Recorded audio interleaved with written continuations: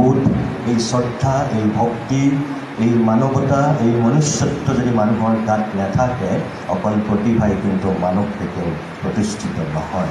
সদায় মনত ৰাখিবা, কোনোবা মুখ্যমন্ত্ৰী হ'বগৈ পাৰে 2 নম্বৰী ৰাস্তাৰে গৈ, কিন্তু মানুহৰ যিটো শ্ৰদ্ধা, মানুহৰ যিটো ভক্তি, সেইটো কিন্তু কেতিয়াও তেওঁ নাপাব। জীয়াই থাকোঁতেও নাপায়, মৃত্যুৰ পিছতো নাপায়। আৰু যিবিলাক সৎ, যিবিলাক আদৰ্শৱান, যিবিলাক মনুষ্যত্বৰে মানৱীয় প্ৰমূল্যবোধেৰে আগুৱাই গৈছে, কোনোবা মুখ্যমন্ত্ৰী হৈছে, কোনোবা প্ৰধানমন্ত্ৰী হৈছে, বা কোনোবা বিশিষ্ট সাহিত্যিক হৈছে, কোনোবা সমাজ সেৱক হৈছে, তেওঁ সেই ৰাজনৈতিক ক্ষমতাৰ প্ৰতি শক্তি নাথাকিব পাৰে, তেওঁ সেই অগাধ সম্পত্তি নাথাকিব পাৰে, কিন্তু তেওঁ মানুহৰ হৃদয়ৰ প্ৰকৃত শ্ৰদ্ধা, ভক্তি, মৰম, ভালপোৱা, বগা কাপোৰে নথকা পৰ্যন্ত তেওঁ যদি নাথাকক, তেওঁ সেইখিনি মানুহে দিবই অকৃত্ৰিমভাৱে। আৰু সেইটোৱেই হ'ব লাগে।